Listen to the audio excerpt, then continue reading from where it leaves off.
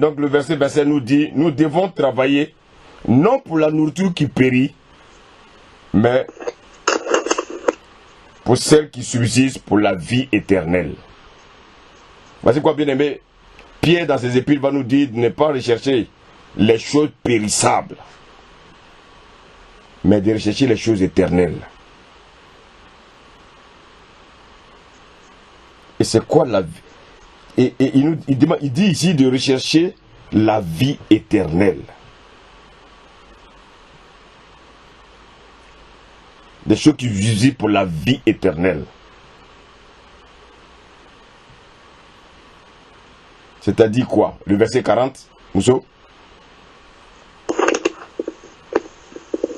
Amen. Verset 40. La volonté de mon Père, c'est que quiconque voit le Fils et croit en lui ait la vie éternelle. Et je le ressusciterai au dernier jour. Donc vous voyez, lorsque, bien aimé, le Seigneur nous dit ici que la volonté de Dieu est que quiconque voit le Fils et croit en lui ait la vie éternelle. Donc bien aimé, la volonté de Dieu c'est que nous croyons en son Fils. Pas pour venir chercher les choses de son Fils, pas pour venir chercher les bénédictions de son Fils, mais de croire en son Fils. Et c'est en croyant en son Fils, bien aimé, que nous avons la vie éternelle. Pas croire un mois, pas croire pendant 2 mois, mais de croire jusqu'à son retour.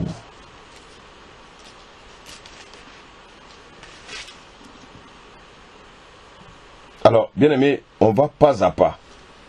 Voici des personnes qui étaient 5000.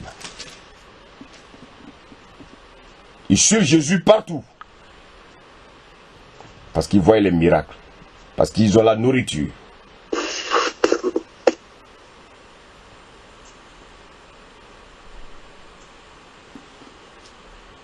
Parce qu'ils ont la nourriture. Bien aimé. Maintenant, quelque chose va se passer. Jésus les a tirés.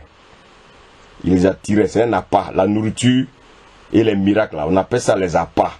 C'est pourquoi, bien aimé, les évangélistes, le Seigneur leur donne beaucoup de dons de miracles et de guérisons. Parce que, pourquoi? Tout ça, c'est pour attirer les hommes vers le Seigneur. Et bien aimé, quand le Seigneur nous guérit, lorsqu'il nous attire vers lui, nous ne devons pas toujours rester des bébés au lait. Nous ne devons pas rester des chrétiens charnels. Nous ne devons pas rester, bien aimé, des chrétiens qui cherchent encore le lait. Qu'est-ce qui va se passer maintenant? Jésus maintenant va commencer à être sérieux. Lis le verset 41.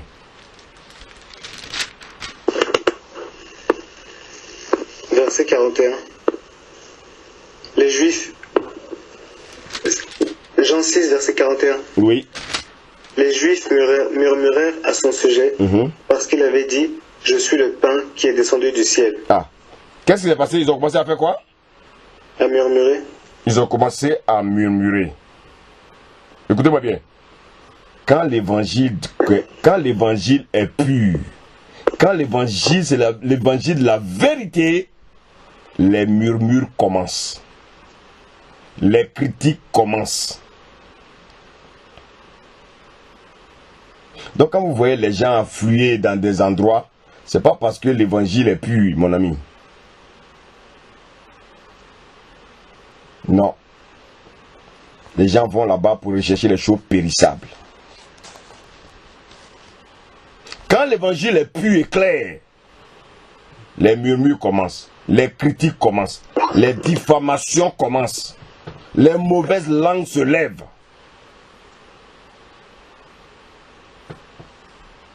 Jésus, bien-aimé, il va mettre la différence. Il va mettre la différence, bien-aimé, en prêchant la parole de vérité. Quand dans une assemblée, la vérité est prêchée, tu ne peux pas voir 100 personnes. Ce n'est pas possible.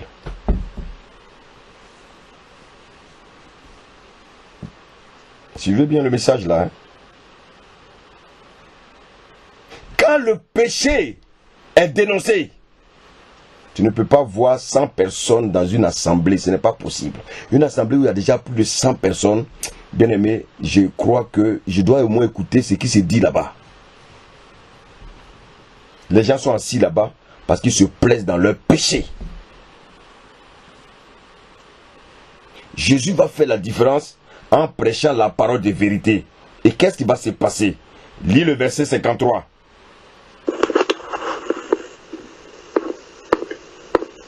Jésus leur dit, en vérité, je vous le dis, si vous ne mangez la chair du Fils de l'homme, et si vous ne buvez son sang, vous n'avez point la vie en vous-même.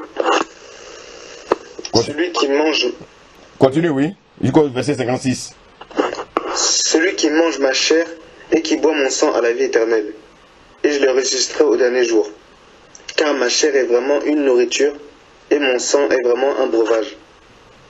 Celui qui mange ma chair et qui boit mon sang demeure en moi, et je demeure en lui. Alléluia. Amen.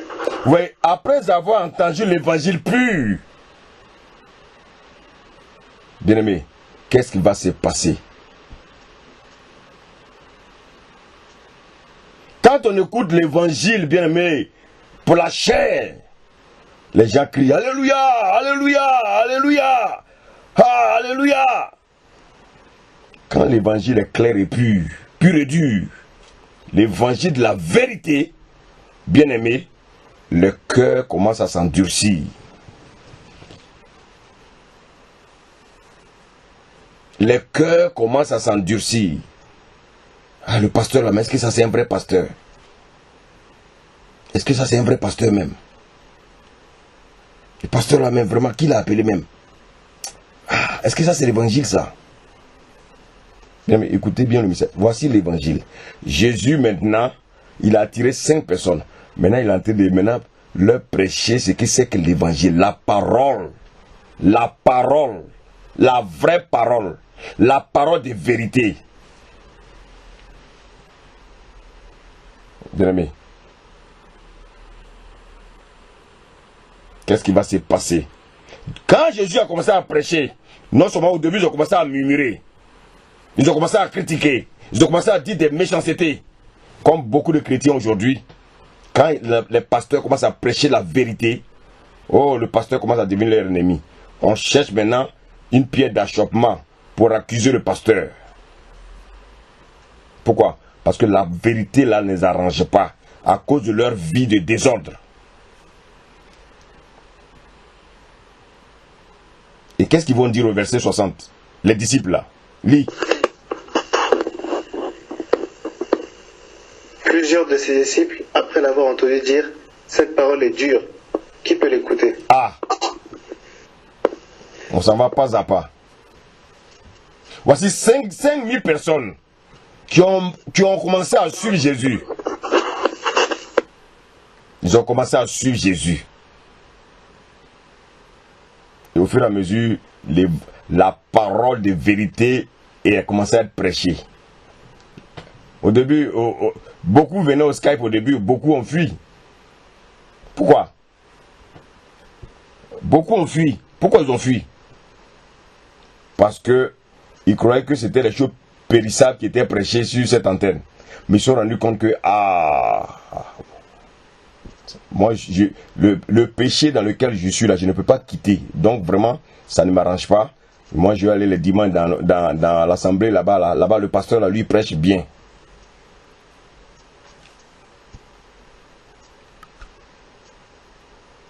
Cette parole est trop dure. Cette parole est trop dure. Bien aimé, c'est quand la parole est dure, c'est ça qui change notre vie. Si je suis dans le péché que je n'arrive pas à abandonner, si j'accepte la parole, le Saint-Esprit va m'aider à abandonner le péché. Mais si je me complais dans mon péché, bien aimé, Dieu ne peut rien faire pour moi. Dieu ne sépare pas deux amis. C'est pourquoi il envoie toute sa parole pour que tu écoutes, pour pouvoir te séparer de ton ami. Mais si tu ne veux pas, Dieu ne peut rien faire.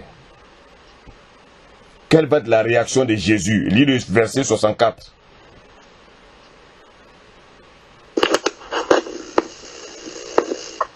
Mais il y en a parmi vous quelques-uns qui ne croiront point. Car Jésus savait dès le commencement qui avaient été ceux qui ne croiraient point et qui étaient celui qui le livrerait. Amen. Amen.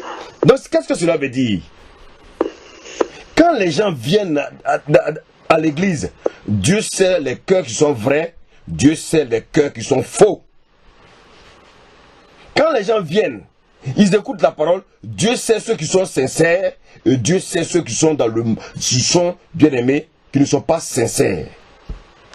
Dieu sait ceux qui viennent pour la nourriture qui périt, au lieu de rechercher, bien aimé, la vie éternelle. Dieu sait. Bien aimé, je reconnais, la parole de Dieu, ce n'est pas pour les enfants. Non.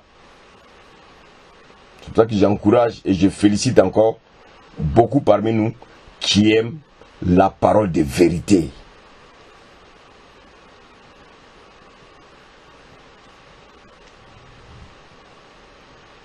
Jésus il connaissait le cœur des gens. Jésus savait que les 5000 personnes qui suivaient là, ils le suivaient parce qu'ils recherchaient quelque chose. Ah, merci Seigneur. Merci Jésus. Ta parole, esprit et vie.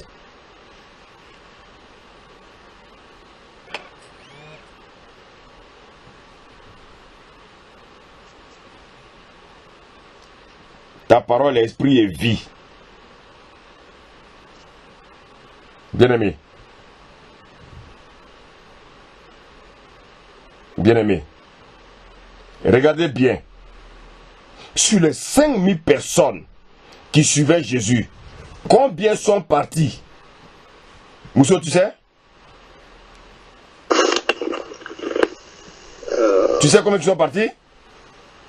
Tu sais combien qui ont fui? Je dirais 4089 personnes ou 88 personnes. Non, toi toi-même tu es tendre, tu es gentil. Lis le verset 65 et 66. Verset 65, il ajouta, c'est pourquoi je vous ai dit que nul ne peut venir à moi si cela ne lui a été donné par mon Père. Dès ce moment-là, plusieurs de ses disciples se retirèrent et ils n'allèrent plus avec lui. Continue.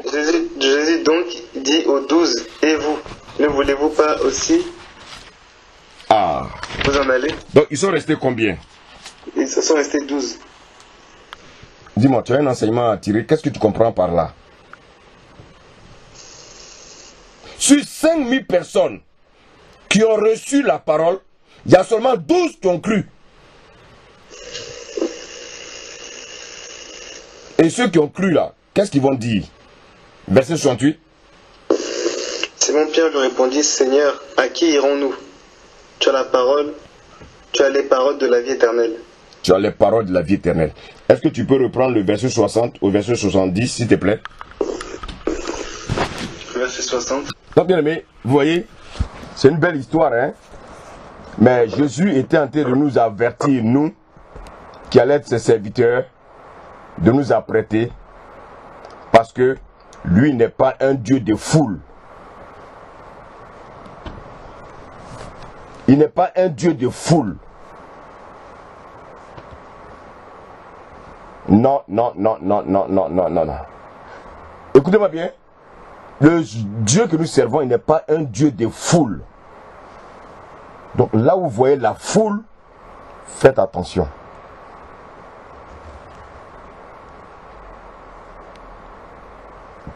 Faites attention. Nous là, on ne va jamais nous considérer comme des serviteurs de Dieu. Jamais. Et pendant que j'étais en train de méditer, je me disais, mais même les gens au début même, dans l'équipe là, il y en a même qui ont douté même de ton appel. Pourquoi? parce que tu ne sors pas sur Internet, parce que tu n'es pas... Il y a un bâtiment où il y a une église, il y en a qui ont douté. Mais je préfère que tu restes dans la simplicité, parce que c'est dans la simplicité que je veux t'utiliser. Mais j'ai compris, parce que j'ai compris que, comment on appelle ça? Dieu fait grâce à qui il veut. Et Dieu, qu'est-ce qu'il fait? Il amène chacun de nous à le chercher davantage pour savoir qui est son serviteur ou non. Aujourd'hui, si je vois quelqu'un, la première fois, je sais si c'est un serviteur ou non. Je n'ai pas besoin de le voir en costume. Je n'ai pas besoin de le voir sur Internet. Je n'ai pas de le voir dans une assemblée. L'Esprit de Dieu qui est en moi me dit tout de suite qui est en face de moi. Il ne faut pas attendre les miracles. Il ne faut pas attendre, bien aimé, les personnes qui ont le rhétorique. Je vous dis que normalement, les vrais prédicateurs, c'est des gens qui ne parlent même pas bien. C'est Dieu qui fait comme ça exprès.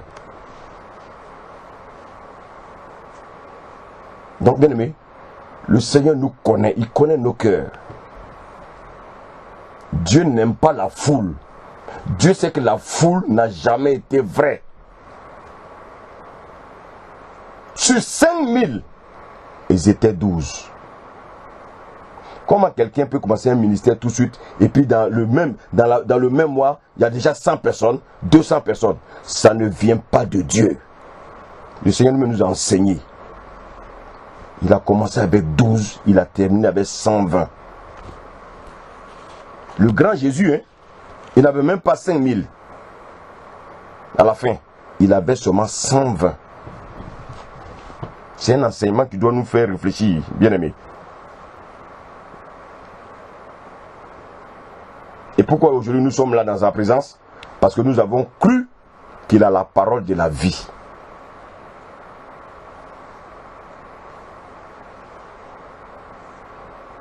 Quand je vous regarde tous, je connais le ministère de chacun. Tous. Pourquoi? Parce que l'Esprit de Dieu qui est en moi me dit telle chose. Si ce n'est pas un homme de Dieu aussi, l'Esprit de Dieu va me dire ce n'est pas un homme de Dieu. Mais je ne regarde pas l'apparence de l'homme de Dieu pour dire qu'il est un homme de Dieu. Non. Je regarde l'Esprit de Dieu qui est en lui. Et c'est ça qui trompe beaucoup de chrétiens. Beaucoup. Laissons le Saint-Esprit nous parler. Laissons le Saint-Esprit nous guider. Parce qu'il y a des endroits où on avait peut-être notre bénédiction. Le Satan nous a trompés. Laissons le Saint-Esprit nous conduire. Dieu n'est pas un Dieu de foule. Ce que nous faisons là, bien aimés, nous sommes dans la volonté de Dieu. Et ce n'est que le commencement. Soyons seulement sérieux et nous verrons ce que Dieu va faire.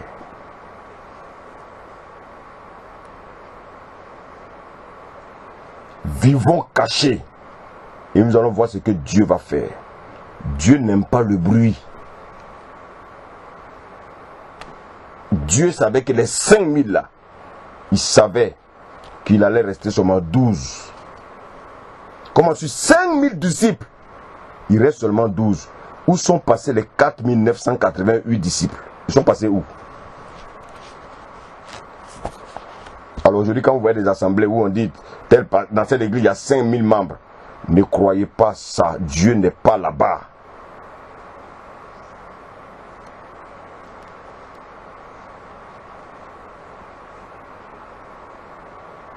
Dieu parle.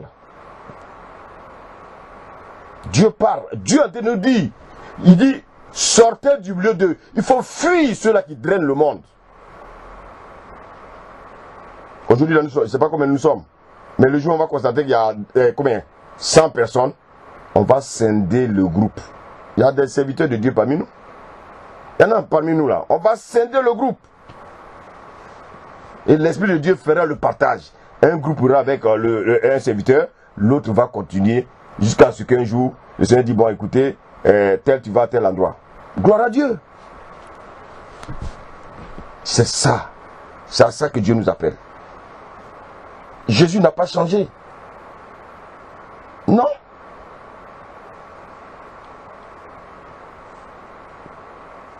Jésus n'a pas changé. À ses 12 disciples, Jésus savait qu'il allait avoir encore une brebis galeuse, Judas. Ils sont restés 11.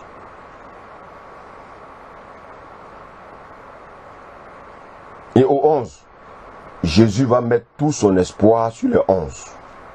Il va dire, le monde entier là, je vous le remets entre vos mains. Il y avait 720. Mais Jésus s'appuyait plus, bien aimé, sur qui? Il s'appuyait sur les 11. Jusqu'à ce que Matthias vienne augmenter le nombre. Dans Acte 1. Et qu'est-ce qu'il va leur dire? Vous serez mes témoins. Dans toute la Judée, dans la Samarie et aux extrémités de la terre. Oui, Mousso. Donc le Seigneur savait qu'il allait avoir ces choses-là. L'apostasie et la séduction. Et qu'est-ce qu'il va dire dans 2 Thessaloniciens? Lis 2 Thessaloniciens. 2 Thessaloniciens 2, le verset 10. 2 Thessaloniciens 2, verset 10. Amen. Amen. Et avec toutes les séductions de l'iniquité pour ceux qui périssent, parce qu'ils n'ont pas reçu l'amour de la vérité pour être sauvés. Verset 11. Aussi Dieu leur envoie une puissance d'égarement. Ah. Pour qu'ils croient au mensonge. Oui, verset 12. Afin que tous ceux qui n'ont pas cru à la vérité, mais qui ont...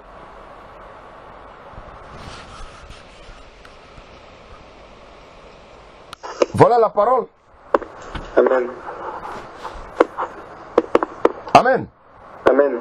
Dieu connaît nos cœurs. On peut bien crier Alléluia, Amen, gloire à Dieu, chanter même, danser, et se coucher par terre. Mais Dieu connaît ceux qui sont vrais. Et les vrais, ce n'est pas dans le peuple. Les vrais, ce n'est pas dans le nombre. Voici pourquoi Dieu appelle les gens un à un, un à un, un à un.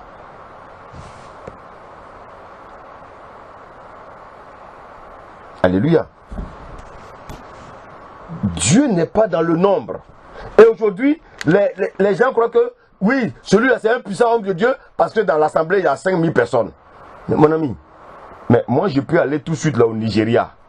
Je peux aller tout de suite là même à Londres. À Londres tout précis là. Si je reviens là, mon ministère change.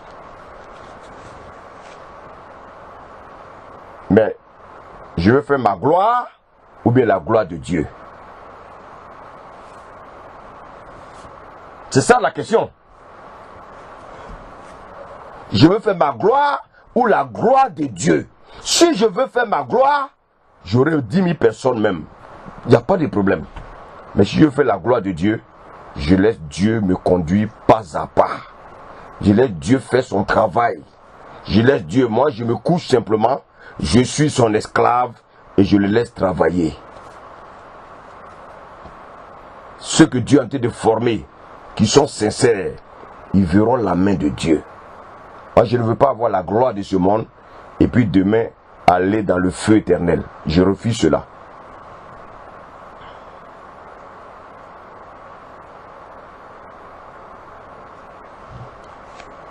Bien-aimés, cet enseignement-là nous concerne tous, afin que vraiment le Seigneur nous ouvre les yeux pour comprendre ce pourquoi il nous a appelés. Lorsque les disciples ont reçu le Saint-Esprit, la Bible dit quoi? La prédication de Pierre a converti combien de personnes? 3000 personnes. 3000 personnes. Mais qui étaient ces 3000 personnes-là? C'était celles des Juifs. Mais c'était qui? On va lire Acte 1.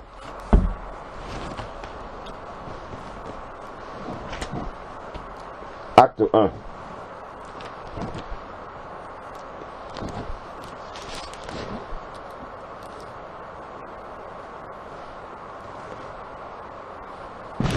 Acte 1, à partir du verset au verset 6. On va comprendre mieux. Vas-y. Apôtre, excusez-moi, je suis en train d'écrire, de prendre des notes. Est-ce que quelqu'un pourrait lire? Ok, quelqu'un peut lire là, s'il vous plaît. Acte 1, à partir du verset 6. Amen. Vas-y, Brandon. Amen. Amen. Alors les apôtres réunis lui demandèrent, Seigneur.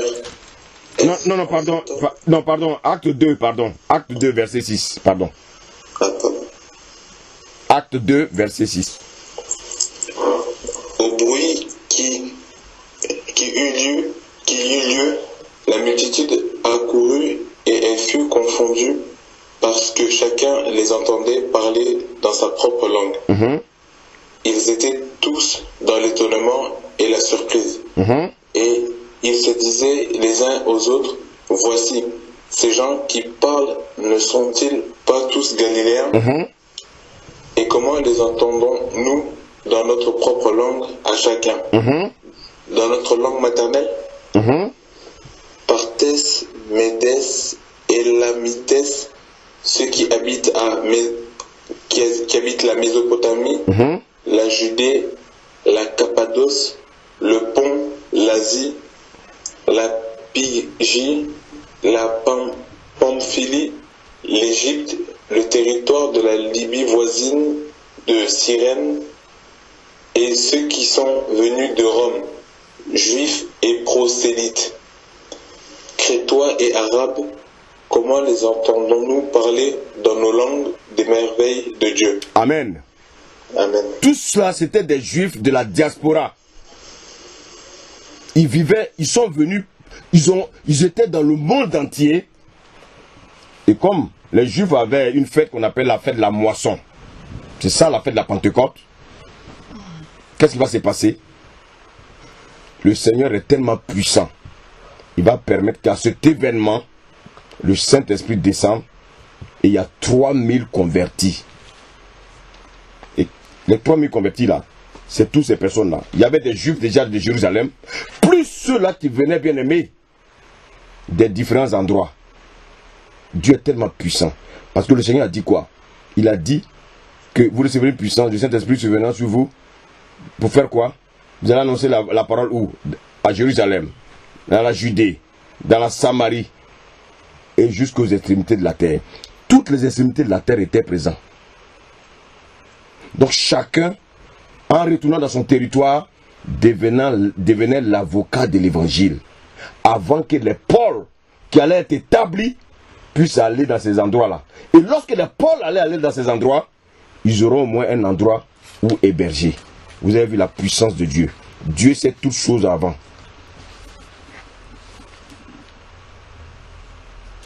Quand vous regardez bien, l'Égypte, ils ont reçu l'évangile. La Libye, voici des pays où l'évangile a été prêché. Mais aujourd'hui, qu'est-ce qu'on constate? Les fondements ont été renversés. 3000 personnes. Donc, le groupe de Jérusalem sont restés. Et qu'est-ce qu'ils ont fait? Ils vont créer l'église de Jérusalem. Et les autres sont allés dans leur contrée avec, bien aimé, le nom de Jésus dans leur bouche. Ils ont dévancé les Paul qui n'étaient pas encore bien aimés dans le programme pour le moment. Mais Dieu avait préparé les choses à venir. Parce qu'il savait que ses disciples allaient parcourir toute la contrée, tout le monde entier. Et quand ils allaient partir, qu'est-ce qui allait se passer? Il y aura déjà des chrétiens qui allaient les attendre. Voici pourquoi quand les Pierre partaient, ils avaient trouvé des gens pour les accueillir. Dieu sait toutes choses d'avance. On va s'arrêter là ce soir. Que le Seigneur vraiment nous fortifie. Amen.